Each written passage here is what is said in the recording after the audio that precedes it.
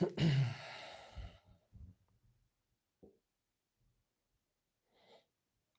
श्री राम।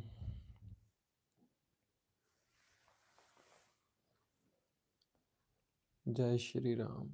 आवाज आ रही है सबको?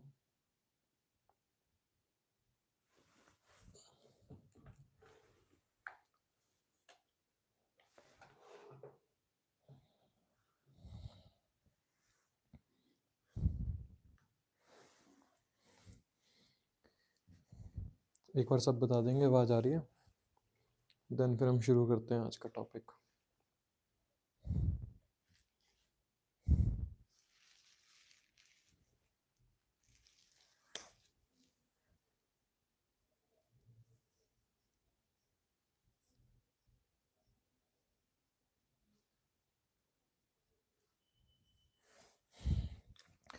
जय श्री राम। आवाज आ रही है ना सबको?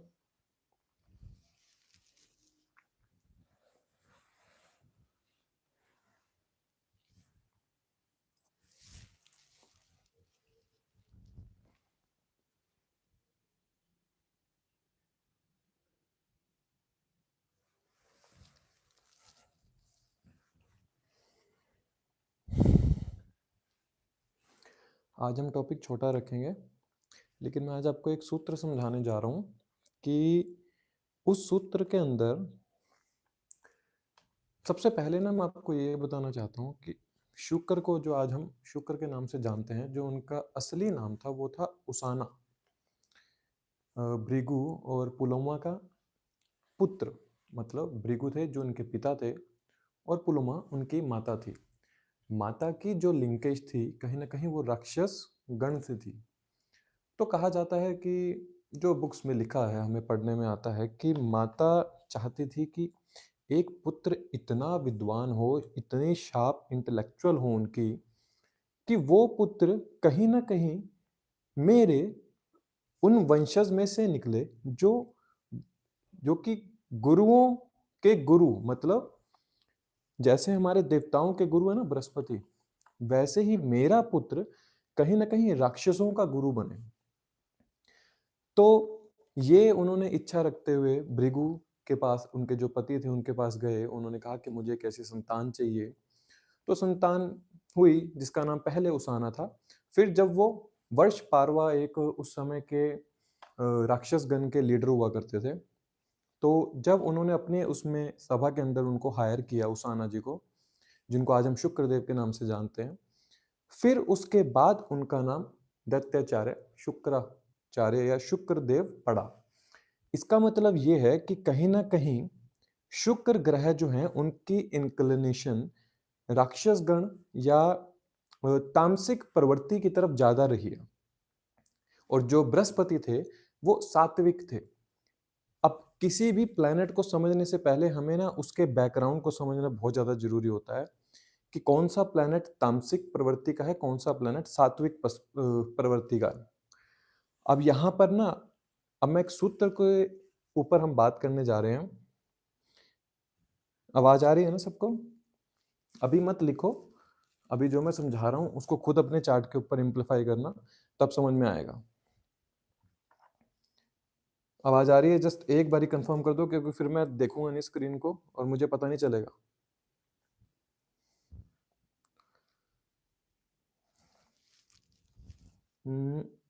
ठीक है। अब तक जो मैंने बताया वो समझ में आया कि शुक्र ग्रह को जो आज हम जानते हैं उनका असली नाम उसाना था, भृगु और पुलोमा जी की संतान।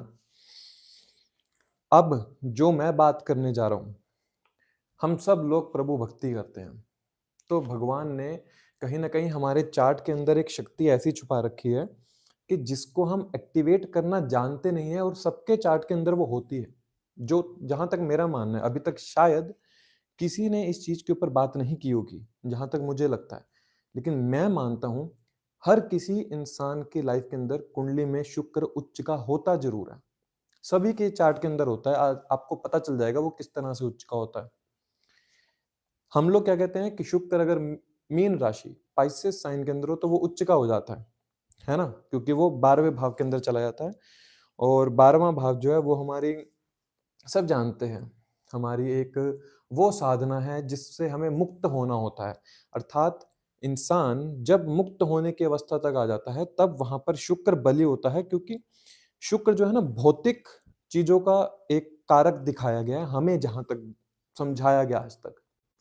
लेकिन शुक्र ग्रह जो हैं एक वो ग्रह थे जिनके पास संजीवनी का भी ज्ञान था, अर्थात मृत व्यक्ति को भी जो उठा देते थे। अर्थात इस बात से हमें यह समझ में आती है कि जिस इंसान का शुक्र बलवान होगा वो इंसान किसी को भी बहुत अच्छा मोटिवेट कर सकता है।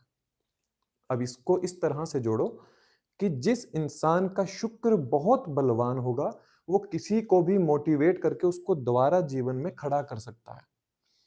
अब जो मैं सूत्र की बात करने जा रहा हूं, ये सूत्र किसी जगह पर नहीं लिखा है, मेरा अपना रिसर्च मैं करता रहता हूं, तो जस्ट मैं उस रिसर्च के ऊपर आप लोगों के साथ साझा कर रहा हूं वो चीज कि हाँ ऐसा एक्टिवेट किया जा सकता है शुक्र को, जो मैंने इम्प्लीफाई किया है, बहुत से चार्ट में लगा के देखा है, करवा के देखा है, कहीं ना कहीं उनको बहुत अच्छे रिजल्ट मिलते हैं देखने को।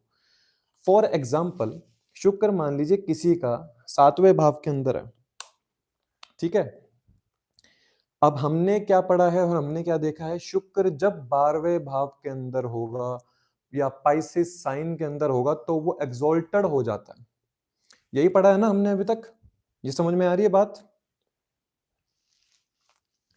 अब जो मैं समझाने जा रहा हूं उसको बहुत ध्यान से सुनिएगा, जितना मैं कवर कर सकता हूं उसको ध्यान से सुनिएगा, बाकी फिर आपको खुद अपने चार्ट पे लगाना है और फिर इस पे कमेंट करके बताइएगा कि यस हो सकता है या नहीं।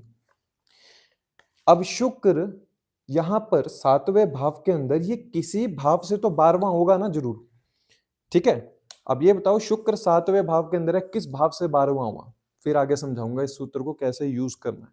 किस भाव से 12वां हुआ शुक्र, 7वें भाव का, जल्दी जल्दी बताना थोड़ा, क्योंकि आज टाइम कम है, थोड़ी देर के लिए सेशन रखेंगे बस।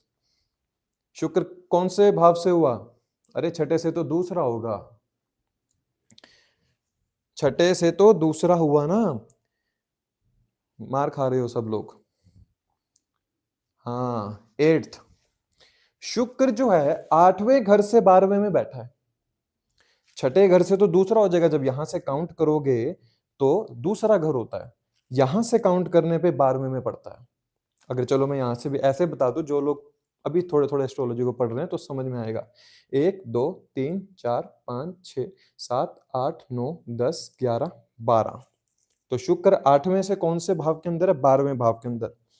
अब मैं जो बात करने जा रहा हूं बहुत ध्यान से सुनिएगा, अभी समय नहीं है तो मत देखो वीडियो, छोड़ दो अभी, तसल्ली से बैठकर देखना इस सूत्र को।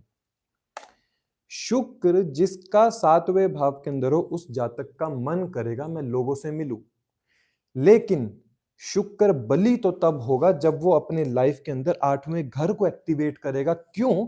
क्योंकि इस घर के लिए तो शुक्र उच्च का हुआ, अर्थात 8वें घर के लिए तो शुक्र उच्च का हो गया। अब ये जातक सारी उम्र भागता रहेगा लोगों के पीछे, इवेंट काम के पीछे, अपनी लग्जरी लाइफ को बढ़ाने के पीछे, बिजनेस के पीछे, लेकिन यहां इस जातक के लिए तो शुक्र उच्च का तब होगा जब ये एकांत साधना के अंदर बैठेगा कहीं ना कहीं, क्योंकि अष्टम भाव तो साधना का है, अष्टम भाव तो आपके मंत्र साधना का सुख है कहीं ना कहीं। अष्टम भाव किस चीजों का है, मतलब ये जातक, अगर मैं ऐसे बोलूं, अगर ये जातक सब कुछ त्याग भी देना, ये मत भागे लग्जरी लाइफ के पीछे, सिर्फ अष्टम भाव के कारक तत्वों को किसी तरह से अपनी लाइफ में एक्टिवेट कर ले। 7वें भाव में शुक्र हो, इंसान को एस्ट्रोलॉजी करना जरूरी नहीं है, एस्ट्रोलॉजी को पढ़ना, उसको अपने जीवन के अंदर समा लेना जितना जरूरी है।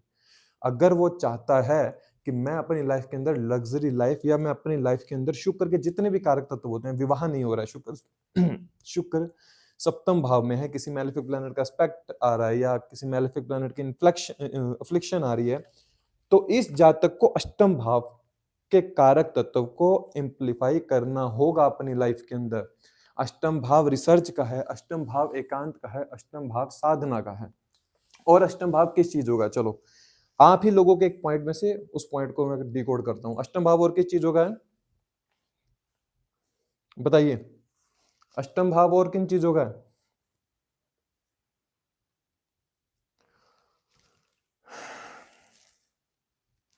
मिस्ट्री, ऑकल्ट, रिंग रोग शत्रु, ये कौन सा रोग होता है?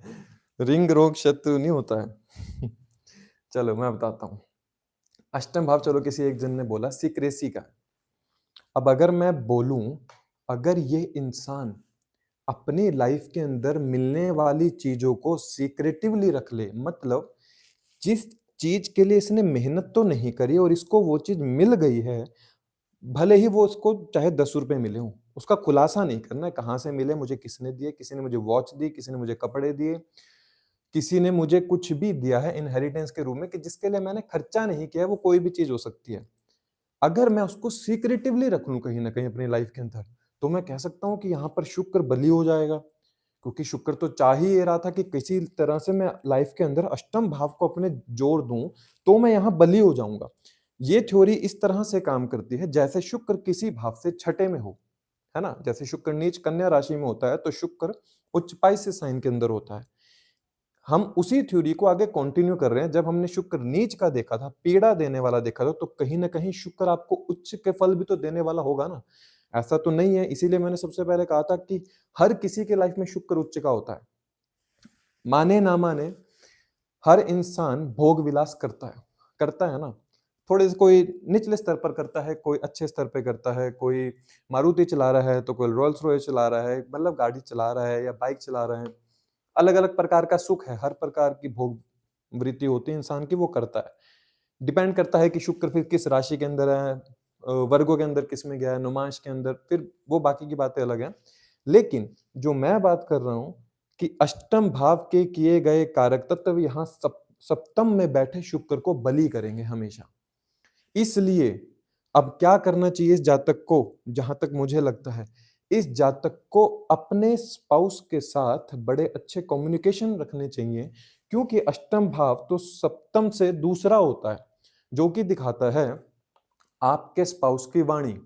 अब मैं अगर बोल दूं कि अगर इस जातक के स्पाउस ये बोल दे कि मन से बोलने वाली बात होनी चाहिए, ये नहीं कि आप उससे जबरदस्ती बुलवा रहे हैं।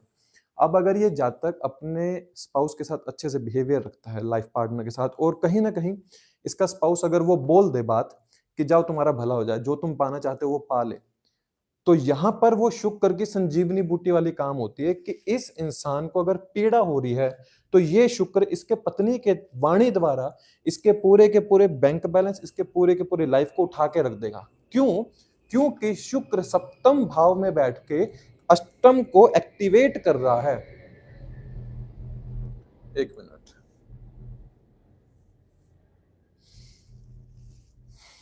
समझ में आया मेरी बात अभी?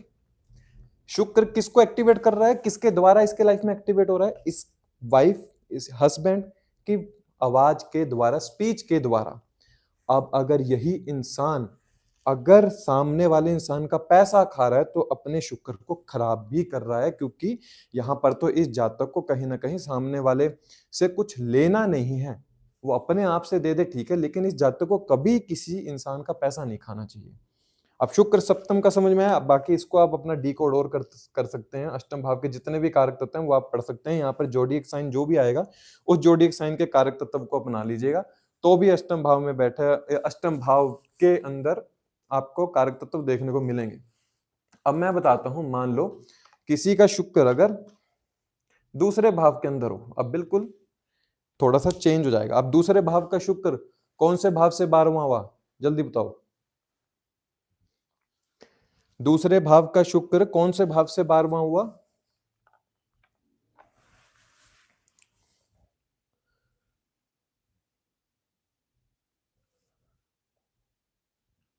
यार 11वें भाव से कैसे 12वां हो जाएगा? तीसरे भाव से 12वां होता है शुक्र। हाँ, तो अब आप लोग खुद जवाब दोगे, चलो बताओ। मैंने सूत्र समझाया है, तो चलो देखता हूं कि कितना समझ पाते हो। अब पहले मैं बताता हूं, फिर आप बताना। थर्ड हाउस से 12वां है। अब मैं बोल सकता हूं कि इस जातक की लाइफ के अंदर इसको तभी शुक्र का अच्छा फल मिलेगा जब ये ट्रैवल के अंदर आ जाए। थर्ड हाउस किस चीज का है आपका? ट्रैवल का है। ट्रैवल का है थर्ड हाउस, और किस चीज का है आपका? एफर्ट्स का है, ठीक है। थर्ड हाउस और किस चीज का है आपका? कम्युनिकेशन का है। थर्ड हाउस और किस चीज का है आपका? हाथों का है, हैंड्स का है। थर्ड हाउस और किस चीज का है आपका? छोटे भाई बहन जो कभी नहीं बोलने चाहिए। यंगर मैं लिख रहा हूं, बाकी इसको आप अपने आप समझ लेना। यंगर सिबलिंग्स, यंगर सिबलिंग्स का है, छोटे भाई बहनों का है। और भी बहुत कारक तत्व होते हैं, वो हम बाद में डिकोड कर सकते हैं। मतलब जो मेन मेन है, जो मैं समझाना चाहता हूँ उसको समझेंगे। अब अगर ये जातक जिसका दूसरे भाव में शुक्र है, अगर तो ये अपनी लाइफ के अंदर ट्रैवल को इन्वॉल्व कर ले। समझ में आया? एक सेकेंड, वीडियो चल रही है अभी? क्योंकि अगर रुक जाती है वीडियो क्या बोलेंगे हम? थर्ड हाउस किस चीज का है? ट्रैवल का है। थर्ड हाउस एफर्ट्स का है। पहली बात, थर्ड हाउस सबकॉन्शियस माइंड का नहीं होता है। जो लोग लिख रहे हैं कि subconscious mind, third house subconscious mind का नहीं होता है, हमेशा याद रखिएगा। थर्ड हाउस कम्युनिकेशन स्किल का है, हैंड्स का है, यंगर सिबलिंग्स का है। तो अब सूत्र यहां पर इस तरह से काम करेगा कि ये जातक अगर अपने यंगर सिबलिंग्स के साथ बना के रखे, ये जातक अपने हाथों द्वारा अगर चैरिटी करता है, अपने हाथों द्वारा किसी की भी मदद करता है, तो इसका शुक्र यहां पर बलवान होगा।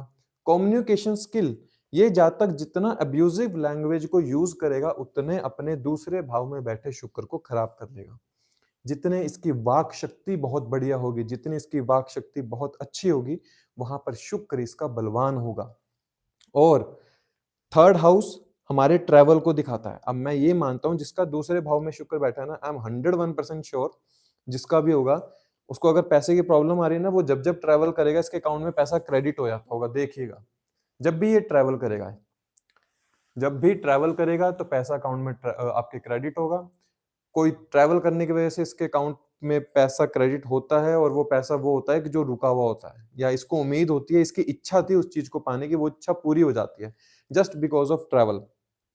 थर्ड हाउस आपके ना कमीशन को भी दिखाता है। अब अगर मैं बोलूं कि अगर ये जातक कमीशन के वर्क के अंदर चला जाए, सेल्स मार्केटिंग के अंदर चला जाए, क्योंकि थर्ड हाउस तो सेल्स का भी है, मार्केटिंग का भी है, अगर ये उसके अंदर चला जाए, तो क्या मैं बोल सकता हूँ कि इसका यहाँ पर शुक्र बलवान हो जाएगा? ऑब्वियसली, क्योंकि इसने थर्ड हाउस को अपनी लाइफ के अंदर एक्टिवेट किया हुआ है। और थर्ड हाउस आपके यंगर सिबलिंग्स होते हैं। इस जातक को कभी भी अपनी लाइफ के अंदर यंगर सिबलिंग्स के साथ द्वेष नहीं करना चाहिए। मैं सच बता रहा हूं, अगर ये अपने यंगर सिबलिंग के साथ द्वेष कर लेता है, तो ये अपने बैठे सेकंड हाउस के वीनस को कहीं ना कहीं खराब कर लेता है। अब एक चीज मैं इसको और जोड़ना चाहता हूं, थर्ड हाउस ना स्थान परिवर्तन का है एक्चुअली में, कि आपको स्थान परिवर्तन करना पड़ता है। अब आई एम 101% श्योर कि इस जातक ने जितनी बार भी स्थान परिवर्तन किया होगा ना, तो ये निचले से उचले स्तर की तरफ ही हमेशा गया होगा। ऐसा कभी नहीं हुआ होगा कि ये जहां रह रहा था उससे निचले स्तर की तरफ चला गया हो। ये हो नहीं सकता, क्योंकि ये इसका चार्ट ही अलाउ नहीं करेगा इसको नीचे जाने के लिए। क्योंकि जब भी स्थान परिवर्तन करेगा तो वहां से शुक्र बलवान हो जाएगा, क्योंकि शुक्र तीसरे भाव से 12वें में है। तो स्थान परिवर्तन करना, या मैं इसको ऐसे बोलूं कि ये एक जगह ना बैठे ना कुछ समय, इसको चलना होगा, इसको चलना है, इसको बाहर निकलना है, इसको कम्युनिकेट करना है लोगों के साथ, इसको लोगों को कहीं ना कहीं, अगर ये जातक अपने कम्युनिकेशन स्किल द्वारा लोगों को अध्यात्म के बारे समझाए। क्यों? क्योंकि जो शुक्राचार्य थे उनका भी कहीं ना कहीं इतना शार्प इंटेलेक्ट था कि वो जो उन्होंने संजीवनी का निर्माण किया था, वो समहाउ चैरिटी के रूप में किया था। तो आज के युग में हम वो नहीं बना सकते, लेकिन हम ये कह सकते हैं कि इस जातक के अपने कम्युनिकेशन द्वारा किसी जातक को अच्छा रास्ता दिखाया जा सके, या उसके मॉरल एथिक्स को जगाया जा सके। मॉरल एथिक्स क्यों बोल रहा हूं? वो भी सामने वाले इंसान के।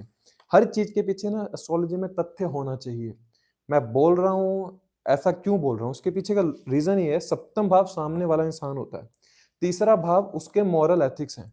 अब अगर मैं ये कहूं कि अगर ये इंसान अपने कम्युनिकेशन स्किल द्वारा इसके मॉरल एथिक्स को बनाकर रखे, या इसको बहुत अच्छी गाइडेंस दे, बहुत अच्छी एडवाइस दे, तो क्या इस जातक का शुक्र बलवान हो सकता है? ऑब्वियसली हो सकता है। क्यों? क्योंकि इसने तो थर्ड हाउस के यूज द्वारा इस इंसान का मॉरल एथिक्स जगा दिए लाइफ के अंदर। अर्थात ये बहुत अच्छा गाइडेंस प्रोवाइडर हो सकता है। थर्ड हाउस के अंदर कोई भी गाइडेंस के काम नहीं आता, लेकिन अगर इसको डीप समझा जाए तो सामने वाले इंसान की गाइडेंस है ये। अब दूसरी चीज, इस जातक को गाइडेंस देना तो चाहिए, लेकिन अपने स्पाउस की गाइडेंस लेनी भी चाहिए। शुक्र ज्यादातर मेल चार्ट के अंदर अगर सेकंड हाउस के अंदर है तो आपको अपने स्पाउस की गाइडेंस को समझना चाहिए, एंड आपको अपने स्पाउस के साथ कम्युनिकेशन स्किल अच्छे रखने चाहिए। अगर वो जो कम्युनिकेशन गैप आ रहा है तो यहाँ पर वीनस अकेला महसूस कर रहा है, बस ये पाप कर्तरी में हुआ तो और अकेला महसूस करेगा। अगर शुभ कर्तरी के अंदर है, अर्थात शुभ कर्तरी पाप कर्तरी ये होता है आगे पीछे प्लैनेट शुभ बैठे हैं तो शुभ कर्तरी है, मतलब बेनिफिक प्लैनेट है। मैलेफिक प्लैनेट बैठे हैं तो ये पाप कर्तरी के अंदर चला जाता है, अर्थात शुक्र जो है अफ्लिक्शन में स्ट्रगल के द्वारा मिलेगा। अगर बेनिफिक प्लैनेट बैठे हैं तो नो डाउट कि आपको अपने पार्टनर के साथ कम्युनिकेशन स्किल आपके अच्छे होने चाहिए। अब ना थर्ड हाउस आपके हाथों का होता है। अब ये बताओ मुझे, थर्ड हाउस आपके हाथ है, हाथों से तीसरे भाव का कुछ ऐसा कार्य है कि ये इंसान अगर करे तो इसका शुक्र खराब हो सकता है। बहुत डीप बात समझाने जाऊंगा मैं अभी, मुझे बताओ जितना मैंने बताया। थर्ड हाउस हाथ है, थर्ड हाउस एस्ट्रोलॉजी का बेसिक है, वो पता होना चाहिए आपको। अगर ये वो काम करेगा तो ये अपनी लाइफ के अंदर शुक्र को पीड़ित कर लेगा। बताओ हाथ से कौन सा, मैं बताता हूं चलो। थर्ड हाउस आपका हैंड्स है और तीसरा भाव काम त्रिकोण का पहला भाव है।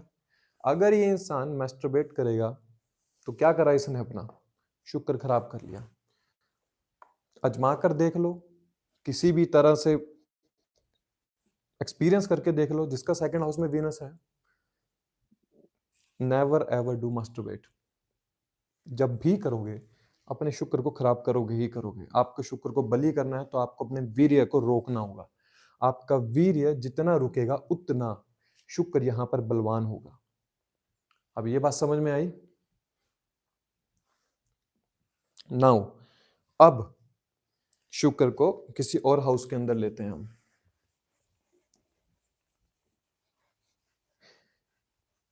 मोस्ट प्रोबेबली पता नहीं मैं आज सारे हाउस ले पाऊंगा या नहीं, बट फिर भी कोशिश कर रहा हूँ जितने ले सकूंगा। बाकी आप लोग कमेंट में बताते रहना। लेकिन सूत्र अगर समझ में आ जाएगा ना तो आप लोग अपने चार्ट के अंदर देख सकते हैं। मेरी बात हमेशा याद रखिए, अगर एस्ट्रोलॉजी को सीखना है तो इस तरह से सीखिए कि आप कोई भी समझाता है, मैं हूं कोई भी हो समझाने वाला, उसके फोकस देखिए कि वो किस भाव या किस चीज के ऊपर दे रहा है, फिर उसको अपने चार्ट पे एम्प्लीफाई कीजिए। अब मैं कहता हूं कि अगर शुक्र किसी का मान लीजिए 11th हाउस के अंदर हो, 11th हाउस में शुक्र है, कौन से भाव से 12वां हुआ, कौन से भाव से 12वां हुआ शुक्र, जल्दी। अरे इतना मत लिखो यार, अभी 12वें से 12वां हुआ, वेरी गुड। अब यहां पर एक बहुत अच्छी बात बताने जा रहा हूं, बहुत ही अच्छी बात। 12वां भाव आपका, 12वां भाव 12वें से 12वां शुक्र है। अब ये जातक का मन करता होगा कि मैं पार्टी करूं, मैं घूमूं, मैं फिरूं, मैं लोगों से बातचीत करूं, मेरे बहुत से रिलेशनशिप हो, क्योंकि शुक्र अगर 11th हाउस में बैठा है तो सप्तम दृष्टि से अर्थात पंचम भाव में देख रहा है। प्रेम विवाह, मेरे को अपना, मेरे कोई भावनाओं को समझे, romance, movies, acting, singing, dance, इन सब के अंदर ही लगा रहेगा। लेकिन क्या लिखा है भावी में देखिए कि इंसान को मिलता तब कुछ है जब वो कुछ छोड़ता है। अब यहां पर शुक्र 12वें भाव से 12वां है। 12वां भाव किन चीजों का कारक है? 12वां भाव तो आइसोलेशन का है, 12वां भाव चैरिटी का है। आई एम 101% श्योर इस बात को लेकर, जिसका 11वें भाव में शुक्र हो और अगर वो चैरिटी करता हो, वो अगर इंसान मेडिटेशन करता हो, तो लाइफ में कभी उसको डाउनफॉल नहीं देखने को मिलेगा। शर्त एक ये है, 12वां भाव बेड प्लेजर का भी है। अब अगर ये जातक नेगेटिव रूप से बेड प्लेजर को एक्टिवेट कर रहा है अपनी लाइफ के अंदर, तो ये शुक्र कहीं ना कहीं इसके लाइफ के अंदर नेगेटिव रूप से काम कर रहा है ना। हर भाव में कुछ पॉजिटिव भी होता है, नेगेटिव भी होता है, तो हम पॉजिटिव भी देख रहे हैं, नेगेटिव भी देख रहे हैं। शुक्र 12वें से 12वें 11वें भाव के अंदर आपको ये बताता है कि ये जातक के लाइफ के अंदर, जैसे हमने तीसरा भाव स्थान परिवर्तन की बात की थी, 12वां भाव लॉस का है। इस जातक का जब भी कुछ खोएगा तो उससे कुछ हमेशा बढ़कर ही मिलेगा, याद रखना। ये लिखा हुआ है इसके चार्ट के अंदर। जब ये कुछ खोएगा, यहां से खोएगा, यहां से जब खोएगा तो मिलेगा किसको? 11वें भाव बैठे शुक्र को मिलेगा, क्योंकि 12वां भाव खोने का है। अब जनरली हम क्या देखते हैं, अगर 11वें भाव के अंदर शुक्र हो तो जातक ना हद से ज्यादा अपनी लाइफ को एक फिल्मी के रूप से देखना शुरू कर देता है। लेकिन इस जातक का सबकॉन्शियस माइंड बहुत कुछ बदलने की क्षमता रखता है। अब जो कोई कह रहा था थर्ड हाउस सबकॉन्शियस माइंड का है, एक्चुअली तो 12th हाउस आपका सबकॉन्शियस माइंड का है। जो भी चीज ये मैनिफेस्ट करेगा अपने सबकॉन्शियस माइंड के अंदर, वो चीज इसकी पूरी होगी ही होगी। अब 12वां भाव आपको ये भी दिखाता है कि ये ना हेल्थ रिलेटेड इश्यूज को भी दिखाता है। अब अगर मैं ऐसे बोलूं कि अगर ये इंसान सामने वाले इंसान के कर्ज में उसकी मदद कर दे, सामने वाले इंसान के ऊपर कोई कोर्ट केस है और वो उसको लड़ने में इतना नहीं है, मतलब कि वो उसकी फीस भर सके या ये उसको चैरिटी के रूप में मदद कर दे, ये सामने वाले इंसान को कोई लोन दे दे, कुछ पैसा दे दे उसको जरूरत पड़ने पर, तो हम कह सकते हैं कि यहाँ पर शुक्र इसका बलवान हो जाएगा, कहीं ना कहीं कह सकते हैं ना हम इसको ऐसा। 12वां भाव ना आपकी उस विद्या का है जिसको हिडन नॉलेज का है कहीं ना कहीं। अगर अष्टम हिडन नॉलेज का है तो एक बात हमेशा याद रखिए, अगर अष्टम हिडन नॉलेज का है तो उस हिडन नॉलेज का प्रेम, उस हिडन नॉलेज से प्रेम कितना होगा वो 12वां भाव होता है। तो 12वां भाव भी आपके हिडन नॉलेज को दिखाता है। जैसे पंचम भाव अगर एजुकेशन का है और नवम हायर एजुकेशन का है, अगर अष्टम भाव हिडन नॉलेज का है तो 12वां भाव मोक्ष पाने की नॉलेज का है। अगर अष्टम भाव एस्ट्रोलॉजी की नॉलेज है, रिसर्च है, तो 12वां भाव उस नॉलेज का है जो कि आपको इन सब से दूर करके कुछ ले जाना चाहते हैं, मतलब वो आपको मुक्त करना चाह रही है। अब ये जातक जितना चीजों से अटैच होगा उतना ये अपना लाइफ को नहीं आगे बढ़ा पा रहा। 12वां भाव डिटैचमेंट का भाव है, मतलब मुझे डिटैच होना होगा हर किसी चीज से। जब तक मैं डिटैच नहीं हो रहा हूं तब तक यहाँ पर शुक्र बलवान होगा ही नहीं। सारी उम्र भागते रहोगे, क्योंकि 11वां भाव जो है इच्छाओं का भाव है और 12वां भाव वहां से कह रहा है कि तुम्हें तो डिटैच होना है, तभी तो मैं यहाँ पर एक्टिवेट हो पाऊंगा शुक्र। इसलिए जितना लाइफ में, मतलब इसको ना इस तरह से समझो कि हम लोग कोई मैनिपुलेशन नहीं कर रहे हैं, हम लोग जस्ट अपनी लाइफ के अंदर किसी चीज को अलाइन करने की कोशिश कर रहे हैं जो हमने आज तक पढ़ा है। उस पढ़ने के पीछे तथ्य क्या है? हाँ ठीक है, शुक्र 11वें में है तो ये देता है, अरे लेकिन उसको हमें थोड़ा और डीप समझना होगा। एस्ट्रोलॉजी बहुत बड़ा समुंदर है, हम मात्र कुछ 0.1% ही जानते हैं हम लोग। तो जब हम एक दूसरे के साथ सूत्र को साझा करते हैं तो कहीं ना कहीं मेरी ये मंशा होती है कि शायद मेरे से कुछ किसी को समझ में आए और वो कुछ और डीप रिसर्च करे, तो आने वाली पीढ़ी का थोड़ा भला हो। तो ये जो मैं सूत्र अभी जो मैं आपके साथ साझा करने जा रहा हूँ, तो यहाँ पर ये इसका सूत्र इंपॉर्टेंट यहाँ पर ये है 11वें भाव शुक्र के लिए। जो चीज मुझे चाहिए ना, उस चीज को मुझे अपने मन से भुलाना होगा, मुझे उससे डिटैच होना होगा। मान लो मुझे गाड़ी चाहिए, 11वें भाव में किसी का शुक्र है, मुझे गाड़ी चाहिए, तो मेरे को इस तरह से गाड़ी के साथ अपना डिटैचमेंट रखना पड़ेगा कि वो आ रही है तो भी मुझे कुछ फर्क नहीं पड़ता, वो जा रही है तो भी मुझे कुछ फर्क नहीं पड़ता। जब ये भाव सबकॉन्शियस माइंड के अंदर एक्टिवेट हो जाएगा कि सबकॉन्शियस माइंड के अंदर हर वक्त ये चल रहा है कि मुझे नहीं फर्क पड़ता, मेरी लाइफ के अंदर लग्जरी लाइफ है, मेरी लाइफ में गाड़ी है, घर है, मेरी लाइफ मैरिज हो रही है या नहीं हो रही है, जब ये सबकॉन्शियस माइंड एक्टिवेट हो जाएगा तब यहाँ पे शुक्र बहुत ज्यादा बली हो जाएगा। क्योंकि 12वां भाव त्यागने का है, 12वां भाव डिटैचमेंट का है, 12वां भाव आपकी मेडिकल फील्ड में अगर मैं बात करूं तो बहुत सी जो दवाइयां होती है ना, और आप ये समझिए, मान लो किसी को ना अपने बीमारी के ऊपर दवाई लेनी है। अब कोई इंसान बेचारे गरीब होते हैं, नहीं ले पाते हैं। अब अगर जिसका 11वें भाव में बैठा शुक्र है, मैं इसको ये बोलूंगा भाई तुम ना हर महीने में एक बार हॉस्पिटल जरूर जाओ, तुम्हें जाना पड़ेगा। अगर नहीं जाओगे ना तो नहीं होगी, इच्छा पूरी नहीं होगी, क्योंकि वहां पर शुक्र कह रहा है तुम्हें 12वें भाव को तुमने अपनी लाइफ के अंदर एक्टिवेट नहीं किया हुआ है। 12वां भाव हॉस्पिटलाइजेशन का है। ये जातक जितना हॉस्पिटल के अंदर जाएगा तो क्या करेगा, वहां पे चैरिटी करेगा, वहां पे लोगों का दुख दर्द देखेगा।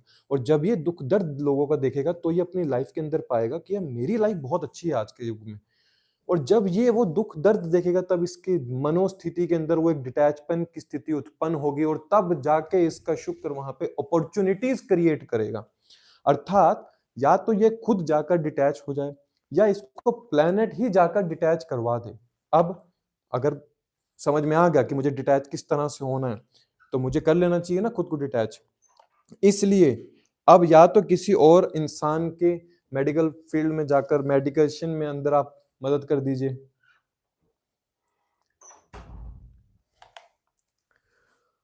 दूसरी चीज, 12वां भाव फॉरेन लैंड का है। अब मैं इसको ये बोल सकता हूं कि अगर ये इंसान फॉरेन लैंड के अंदर चला जाए तो शायद इसकी लाइफ में वीनस एक्टिवेट हो जाए बहुत अच्छे से, क्योंकि 12वां भाव तो इन्वेस्टमेंट का भी है और फॉरेन लैंड का भी है।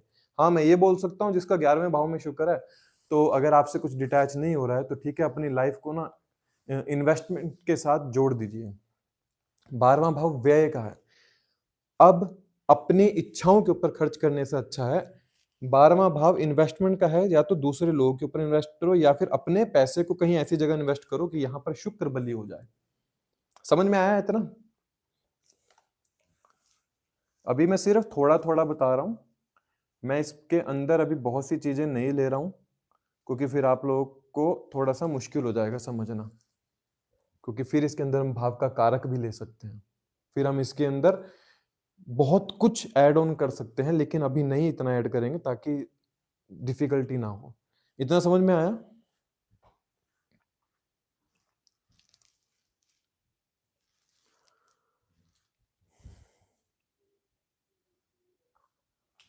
पैसा इन्वेस्ट करने से कैसे लॉस होगा, बस ये देख लेना शुक्र वहां पर अफ्लिक्शन के अंदर ना हो किसी तरह से।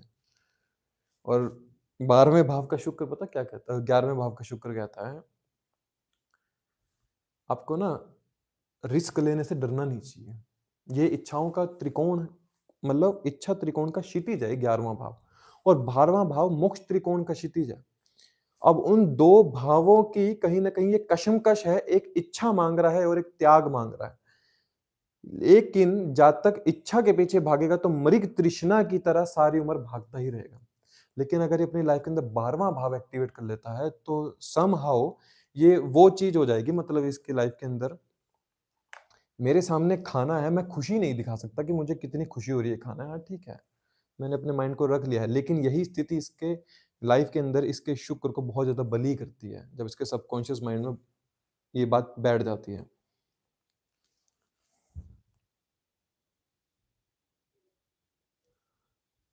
चलो, कोई लगना कह रहे हैं, लगन के अंदर है, कौन से भाव से 12वां हुआ, कौन से भाव से 12वां है लगन के अंदर?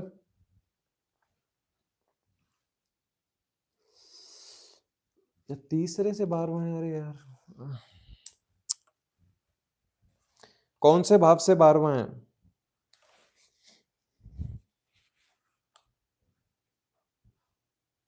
Very good. ये अब सेकंड हाउस से 12वें के अंदर आ गया, ठीक है। अब सेकंड हाउस वीनस को हमें समझना, मतलब लगन में वीनस है, बहुत अच्छी बात इसके लिए ये है, लगन में वीनस हो तो कहा जाता है कि जातक जब पैदा हुआ होगा तो इसकी लाइफ में कहीं ना कहीं ग्रोथ हुई होगी, और मतलब इसकी फैमिली में बहुत ज्यादा ग्रोथ हुई होगी अगर सेकंड हाउस लॉर्ड भी अगर लगन में वीनस के साथ बैठ जाए।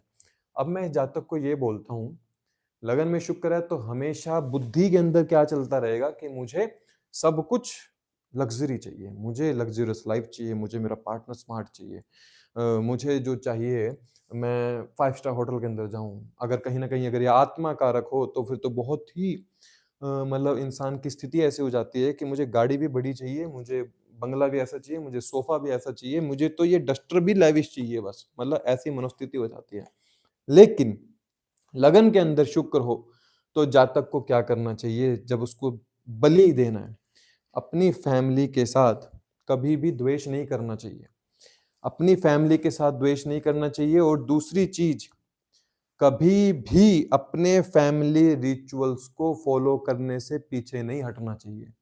जब जब ये इंसान अपने फैमिली के रिचुअल्स का मजाक उड़ाएगा कि क्या हमारी लीनियज के अंदर चली आ रही है, मतलब आप ना ये समझो लगन में शुक्र है।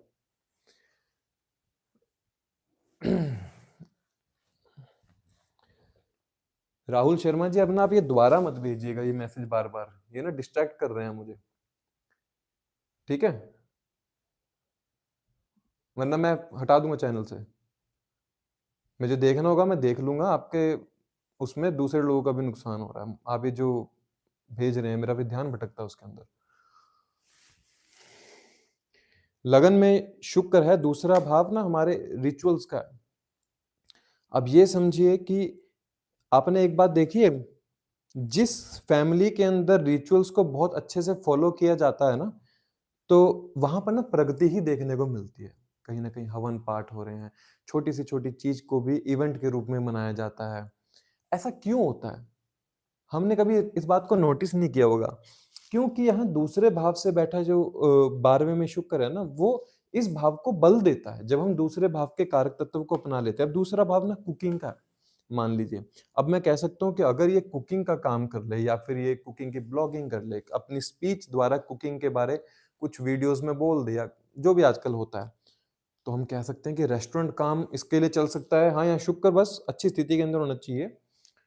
अगर ये रेस्टोरेंट का काम कर ले तो यहाँ पर शुक्र इसका बली हो जाएगा। अब दूसरा भाव हमारे फाइनेंस का है, दूसरा भाव हमारी बैंकिंग का है, दूसरा भाव हमारी ज्वेलरीज का है। अब बहुत से लोग हो सकते हैं शायद जो बड़े बड़े अरबपति होंगे, जिनका अपना ज्वेलरी का काम है, 101% D1 या D10 या फिर D1, इन तीन के अंदर उन्होंने शुक्र लगन में जरूर लेकर बैठे होंगे। वो तभी वो अपनी लाइफ के अंदर लग्जरियस लाइफ को बढ़ा पाते हैं, क्योंकि वो दूसरे भाव के कारक तत्व से जुड़े होते हैं, जो कि दूसरा भाव ज्वेलरीज को भी दिखाता है। हाँ, अब मैं अगर इसको ये बोलूं, किसी का लगन में शुक्र है, ये जातक अगर ज्वेलरीज को अपनी लाइफ के अंदर इंडल्ज कर ले, उन्हें पहनना शुरू कर दे, तो इसका शुक्र खुश है कि दूसरे भाव के सारे कारक तत्व जुड़े हुए हैं मेरे साथ, तो मैं पहन सकता हूँ हर प्रकार के ज्वेलरीज। इस जातक को ना फूड की डोनेशन करनी चाहिए। अब ऐसा क्यों? क्योंकि दूसरा भाव अगर फूड है, तो उससे 12वें में बैठा शुक्र है, वो फूड की डोनेशन मांग रहा है कहीं ना कहीं। मुझे फूड की डोनेशन करनी चाहिए। मुझे क्या करना चाहिए? मेरे घर के अंदर जब कोई रिचुअल्स हो रहे हैं, तो मुझे जो भी गुरुजन आ रहे हैं, मुझे हमेशा उनके पैरों को हाथ लगाना चाहिए। अब ये बात बहुत महत्वपूर्ण एक हो जाती है कि मैं क्यों अपने गुरुओं के पैरों को हाथ लगाऊं। बहुत ध्यान से समझिएगा। लगन में बैठा शुक्र किस भाव की तरफ जा रहा है? अगर वो रेट्रो नहीं है, अगर रेट्रो भी है चलो कोई बात नहीं, आप लोग किस, वो स्थिति एक अलग है, आपकी प्लेनेट को पीछे की तरफ मोड़ देते हो, बट वो नहीं होता है। रेट्रो मतलब चेष्टा बल होता है। लगन में जो शुक्र है वो किस तरफ जाने की कोशिश करेगा? कहीं ना कहीं आगे की तरफ बढ़ता है। अब दूसरा भाव जो है ना, हमारे उन रिचुअल्स को फॉलो करने का, जो हमारी लीनेज में चले आ रहे हैं। अब कोई गुरु पंडित उसमें आ रहे हैं, गुरु पंडित आके कोई भी उसमें कार्य करते हैं, या जो भी गुरु पंडित की सेवा है, तो 9वां भाव अगर गुरुओं का है, तो गुरु की सेवा दूसरा भाव होता है। अब यहां पर समझिए, अगर मैं बोलूं, ये अगर इंसान गुरु की सेवा करे, घर पे आए हुए गुरु की सेवा करे, या घर पे जो रिचुअल्स हुए हैं, पंडित जी आए हैं, आप लोगों ने कभी नोटिस नहीं किया होगा, जो अगर जेनजी जो है ना, जेनजी आजकल जनरेशन ये नहीं मानती है रिचुअल्स को, लेकिन जो मेरा अपना मानना है वो ये है, हम लोग जब अपने गुरुओं को पैरों को हाथ लगाते थे, तो उनके मुख से हमेशा यही आशीर्वाद निकलता था, सफल हो, ज्यादातर यही निकलता था। या अपने पिता के पैरों पे हाथ लगाओगे तो वो यही कहेंगे कि खुश रहो। जब आप अपने गुरु की सेवा में अपने आप को निवृत्त करते हो, तो उनसे दोबारा मिलने वाली दुआ इस शुक्र को बलवान करती है। इसलिए घर पर जब भी कोई रिचुअल्स हो, हवन हो, तो अपने आए हुए पंडित को, चाहे वो अपनी लाइफ, पर्सनल लाइफ के अंदर कैसा भी हो, आपने उसको किसी भी तरह से देखा हो, आपका फर्ज बन जाता है उसके उसको सेवा करना। मतलब आप जब उसकी सेवा करेंगे ना, तो शुक्र यहाँ पर बलवान होगा। दूसरी चीज, अब दूसरा भाव जो मैंने पहले बताया था, ये बैंकिंग फाइनेंस का है। या तो इस इंसान की बैंकिंग फाइनेंस के अंदर जॉब लग जाए, तो ऑटोमेटिकली शुक्र अलाइन हो गया। दूसरी भाव आपकी स्पीच का है। जैसे थर्ड हाउस आपके कम्युनिकेशन स्किल हैं, वो भी कहीं ना कहीं स्पीच है, लेकिन सेकंड हाउस तो प्रोमिनेंट रूप से स्पीच का है। जब तक इस जातक की स्पीच में एक पोलाइटनेस नहीं आएगी, तब तक कभी भी इसका शुक्र उच्च रूप से काम नहीं कर पाएगा। क्यों? क्योंकि इसने अपनी वाणी को खराब किया हुआ है।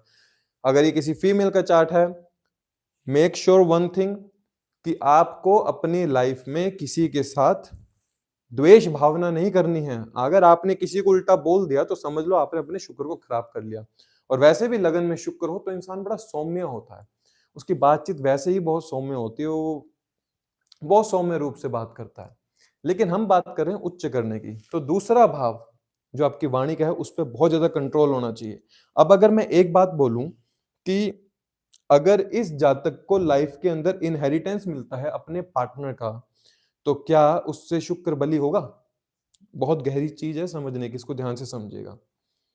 मतलब सप्तम से अष्टम होता है शुक्र, सप्तम से अष्टम होता है ना शुक्र, मैं सही कह रहा हूं कि नहीं? सप्तम से अष्टम दूसरा भाव होता है, माफ कीजिएगा, सही कह रहा हूं मैं? सप्तम से अष्टम दूसरा भाव होता है। एक मिनट पानी पी लूं।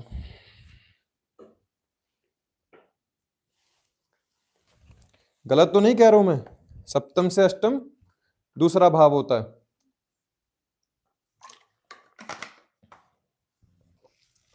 जय श्री राम। आप ध्यान से सुनिएगा, सप्तम से अष्टम दूसरा भाव होता है। अगर ये इंसान अपने स्पाउस की कुछ भी उसे मिला हुआ इनहेरिटेंस को नेगेटिव रूप से यूज कर लेता है तो यहां पर शुक्र खराब हो जाएगा। अगर ये इंसान अपने पार्टनर को कोई गिफ्ट देता है, क्योंकि उसके लिए तो वो इनहेरिटेंस हुआ ना, उसने उसके लिए मेहनत नहीं करी। अगर ये इंसान अपने पार्टनर को कोई गिफ्ट दे या मान लीजिए किसी भी प्रकार से उसकी मदद करे, मेरा कहने का मतलब ये है, मैं लेमन के रूप में नहीं बात करूंगा, मतलब कि ये उसकी मदद करे, क्योंकि अष्टम भाव उसकी पीड़ा है।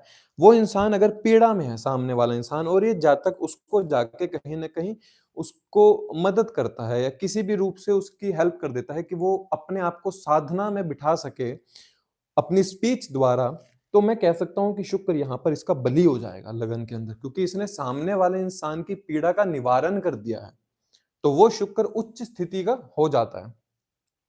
अब कुछ समझते हैं अब एक बात कि अगर किसी जातक का मान लीजिए शुक्र, अगर केंद्र के हाउस ले लिए थे हमने, त्रिशिडाया भी ले लिया है, त्रिकोण अभी रह गया, त्रिकोण ले लेते हैं।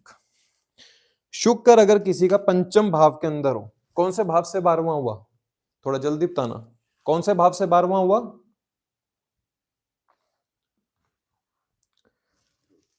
कौन से भाव से 12वां हुआ शुक्र पंचम?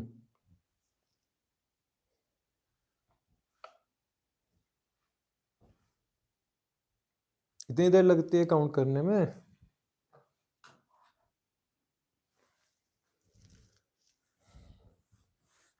जब तक बताओगे नहीं मैं आगे नहीं बताऊंगा, इसको बताना पड़ेगा। जब क्लास में कुछ सीखते हैं तो जो सीख रहा है उसको एक्टिव होना बहुत ज्यादा जरूरी है। पंचम भाव के अंदर शुक्र है, कौन से भाव से 12वां है? क्योंकि फिर बाद में गलती कर जाओगे सब लोग, फिर कमेंट करोगे इस भाव से इस भाव से।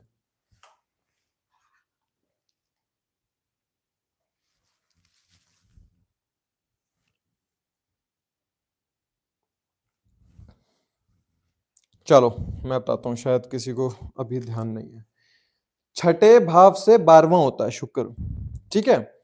अब पंचम भाव में शुक्र हो किसी के, अब ये जातक का मन है कि मुझे अपनी रोमांटिक लाइफ जीनी है, जैसे ये वाला शुक्र था ना, वैसे ही यहाँ पर भी शुक्र इस तरह से काम करेगा। मुझे एक रोमांटिक लाइफ जीनी है, मुझे अपना लव पार्टनर चाहिए, मुझे संतान चाहिए, मुझे कहीं ना कहीं एक लग्जरी लाइफ चाहिए, क्योंकि पंचम भाव आपके ना बुद्धि का है, बुद्धि के अंदर चलने वाले विचारों का है, और मन के अंदर जो विचार आते हैं, उसके मन में जो हमारे मतलब कोई भी विचार आ रहा है उसका बैंक बैलेंस है पंचम भाव। अब मैं अगर ये कहूं कि इस जातक को छठे भाव के हर प्रकार के कारक तत्वों को अपनी लाइफ के अंदर इंडल्ज करना होगा। अब मैं बोल सकता हूं कि अगर ये इंसान रूटीन में चला जाए और रूटीन में रहकर अपने हर प्रकार के कला को समय दे तो यहाँ पर पंचम भाव में बैठा शुक्र उच्च का हो जाएगा। दूसरी चीज, छठा भाव हर प्रकार के रोग रिपु ऋण का है। अगर ये इंसान काम वृद्धि के अंदर जाता है, अर्थात ये अपने पार्टनर को अगर धोखा देता है, क्योंकि सप्तम से 12वां होता है और छठे से 12वां पंचम होता है। अगर ये इंसान अपने पार्टनर के साथ द्वेष करता है, अपने पार्टनर को धोखा देता है, तो अपने शुक्र को खराब कर लेगा। ठीक बात। अगर ये इंसान अपने पार्टनर के साथ लॉयल रहता है, क्योंकि उसकी इच्छा है, याद रखिएगा 7वें से 11वां है तो उस इंसान की इच्छा है, और जब ये इंसान अपने पार्टनर की इच्छा को समझते हुए उसके हर प्रकार के, मतलब मैं कहना समझाना चाह रहा हूं कि वो इंसान किसी सेवा के अंदर है, वो किसी प्रकार की चैरिटी कर रहा है। अब ये और ये आपके पार्टनर और ये आप, ये उसकी इच्छा है। अगर आप उस अपने पार्टनर की इच्छा को समझते हुए, उसके चैरिटेबल नेचर को समझते हुए उसकी मदद करते हैं, उसमें रूटीन के अंदर आते हैं, तो यहां पर बैठा पंचम का शुक्र उच्च तुल्य हो जाएगा। अब इसको और डीप बताता हूं, इसको जरा ध्यान से समझना। छठा भाव ना आपके एक कॉम्पिटिटिव पर्सनैलिटी को दिखाता है। वो कॉम्पिटिटिव पर्सनैलिटी एक किस चीज के अंदर होनी चाहिए, मतलब कि मुझे अगर एक कंपटीशन भी करना है तो मुझे एक चैरिटी के रूप में कंपटीशन करना है, क्योंकि छठा भाव सेवा का है। ये जातक सेवा करने में कितना आगे रहता है, यहां पर इसका शुक्र तब बली होगा। छठा भाव आपके उस रूटीन का है कि जातक ने अपनी लाइफ को कितना रूटीन में बांधा हुआ है। ज्यादातर पंचम भाव शुक्र में हो तो रूटीन होगी ही नहीं, सबसे मुश्किल काम हो जाता है ये। और छठा भाव रूटीन मांगता है, तो इस भाव को अगर बलि करना है तो सबसे पहले अपनी लाइफ में रूटीन बनाइए, अपनी फूड डाइट बनाइए, अपनी लाइफ के अंदर एक्सरसाइज कीजिए, तब जाके शुक्र वहां पर बलि होगा। आई एम एक बात और बोलता हूं, अगर कोई यहाँ पर पंचम भाव बैठा शुक्र को अपने अच्छे से लाइफ में भोग रहा है, एक बात पक्की है कि उसने ना अपनी लाइफ के अंदर या तो जिम ज्वाइन कर रखा होगा, या फिर उसने अपनी लाइफ के अंदर एक रूटीन जरूर बनाई होगी कि वो उस रूटीन के अंदर किस तरह से कार्य करता है। छठा भाव ना सामने वाले का खर्च है, याद रखिएगा। अगर आप सामने वाले को, अब कोई भी इंसान आ रहा है, सामने वाले इंसान का हॉस्पिटलाइजेशन भी है, सामने वाले इंसान का खर्च भी है। अगर आप उसके खर्च में कोई अपने इच्छा अनुसार मदद कर देते गुड विल के थ्रू, तो क्या देखने को मिलेगा, यहाँ पर शुक्र इसका उच्च का हो जाएगा, पंचम में बैठा। अब एक बात बहुत ध्यान से समझिएगा, छठा भाव आपके काम क्रोध लोभ मोह अहंकार को दिखाता है, वही छठा भाव आपकी कॉम्पिटिटिव पर्सनैलिटी को दिखाता है, वही छठा भाव आपकी सेवा रूटीन को दिखाता है, वही छठा भाव कर्ज को भी दिखाता है। तो मैं क्या बोल सकता हूं कि अगर ये इंसान कर्ज को लेकर अपनी लाइफ के हर विशेष को पूरा करेगा तो यहां पर शुक्र खराब हो जाएगा। हाँ, छठा भाव कर्ज का है, तो मैं इसको इस तरह से भी बोल सकता हूं कि अगर आप किसी इंसान के खर्च में उसकी मदद कर दें, इसको समझिएगा, बहुत अच्छी चीज है। इस इंसान का खर्च है, ठीक है, और छठा भाव आपके लिए कर्ज है। अब आप कर्ज लेंगे कर्ज देंगे, वो डिपेंड करेगा आपकी प्लैनेटरी पोजीशन पर लेकिन मेरी तरफ से अगर ये इंसान किसी को पैसा देता है और उसको भूल जाए, तो यहाँ पर शुक्र छठे भाव को, मतलब जो छठे से 12वां है पंचम भाव के अंदर, बली हो जाएगा, बहुत ज्यादा बली हो जाएगा। और अब एक बात और समझिएगा, छठा भाव ना आपके माता के एफर्ट्स का है। अगर किसी के पंचम भाव में शुक्र है और वो अपनी माता के साथ काम में हाथ नहीं बटा रहा ना, तो वहां पर उसने अपने शुक्र को खराब किया होगा। जितना माता के साथ या जितना अपने घर के लिए एफर्ट्स करोगे, उतना यहाँ पर शुक्र पंचम भाव के अंदर बली होगा। अब एक बात देखिएगा, जिसका पंचम में शुक्र हो तो ज्यादातर तो वो अपने घर से दूर ही हो जाता है एक समय पर आकर। अगर साथ में राहु बैठा हो या साथ में थर्ड लॉर्ड बैठा हो तो अपने घर से दूर हो जाता है। लेकिन चौथा भाव ना आपकी गाड़ी, आपके घर, आपकी माता, और चौथा भाव उससे जो छठा भाव है उसके एफर्ट्स हैं। तो मैं ये बोलूँगा अगर ये इंसान अपने घर के हर प्रकार के डेकोरेशन में लगा रहे, अपने